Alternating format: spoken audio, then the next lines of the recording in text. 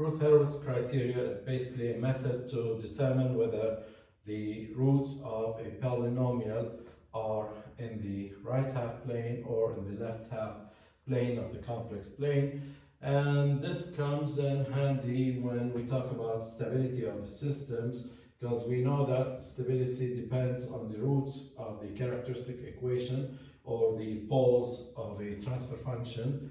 So we can use Routh Hurwitz criteria to determine the location of the roots. If they are in the left half plane, then the system is stable. In the right half plane, the system is unstable.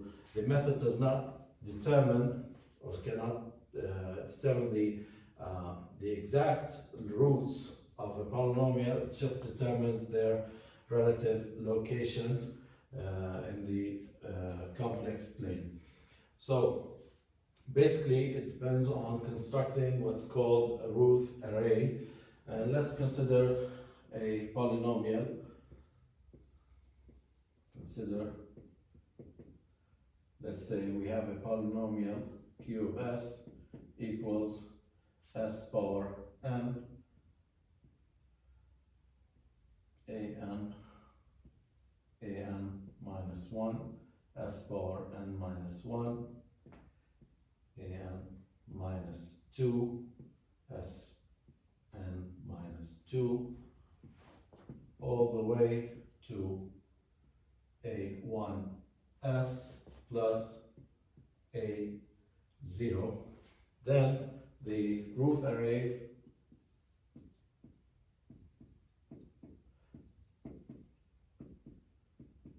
is constructed as follows.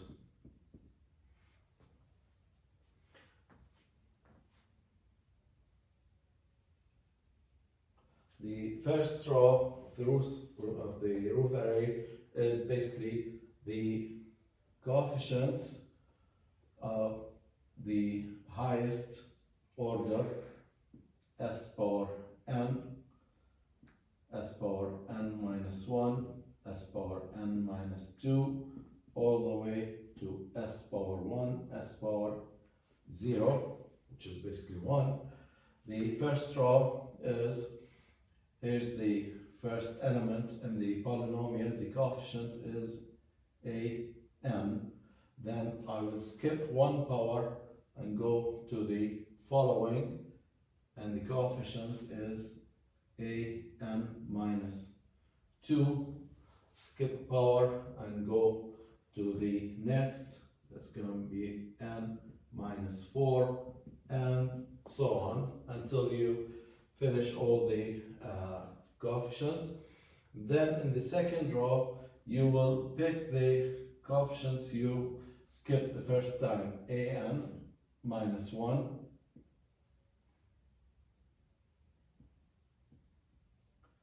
an minus 3, an minus 5, and until you finish all the coefficients.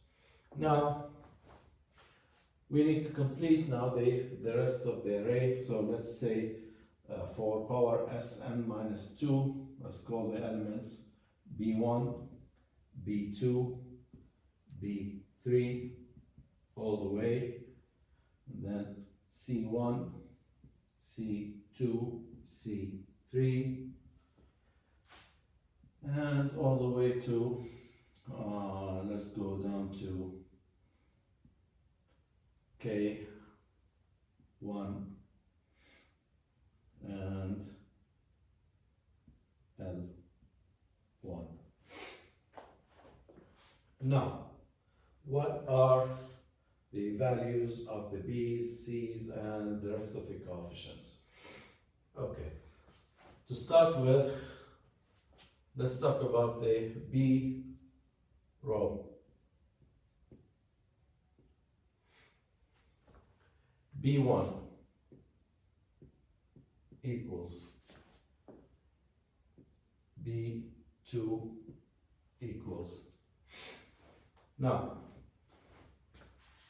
here's the B row. So I will look at the two rows above the B row. The two rows are the A's.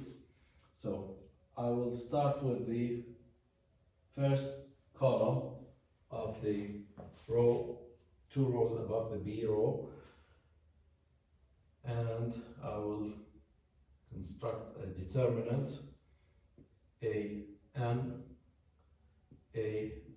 minus 1, and then I'm trying to determine B1, so I will look at the following column, which is a n minus 2, a n minus 3, and here -1 divided by the element in the corner here, a n minus 1. The same goes for B2.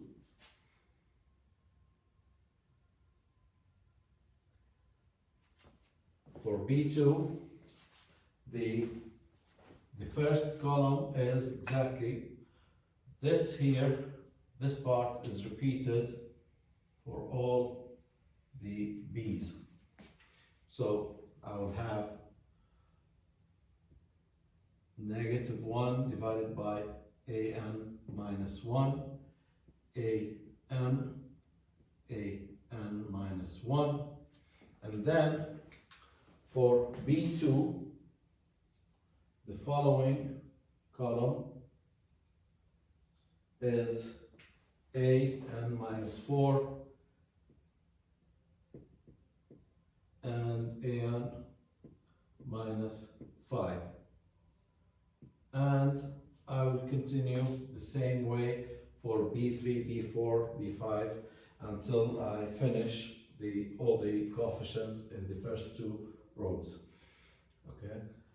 Now for the C row, it's exactly the same approach.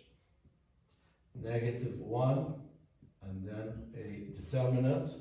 Now for the C row, the column right above C1 is an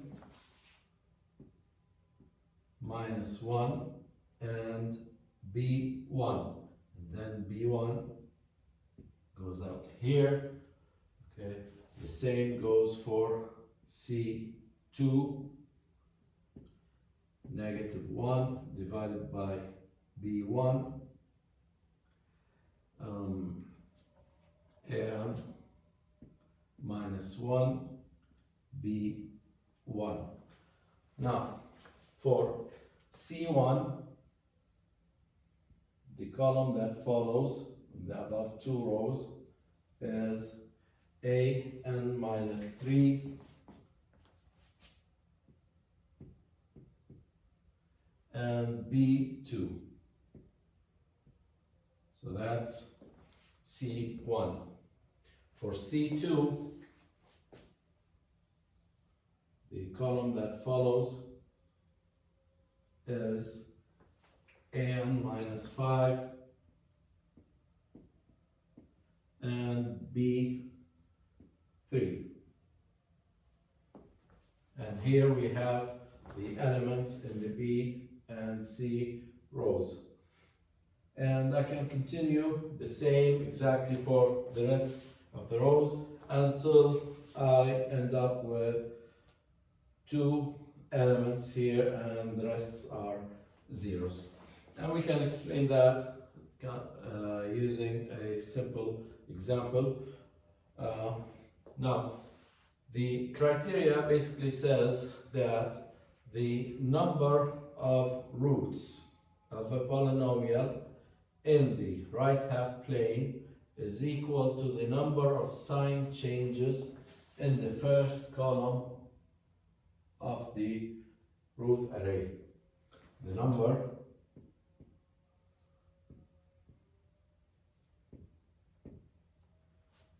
of polynomial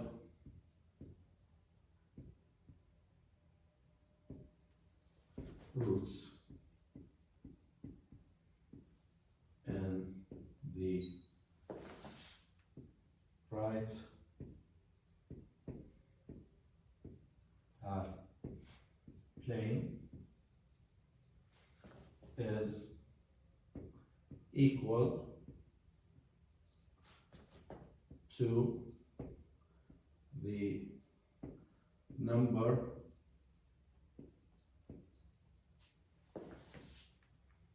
of sign changes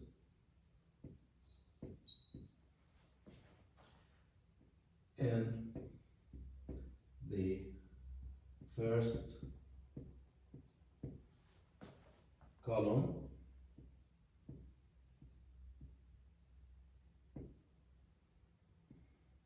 of the Routh array.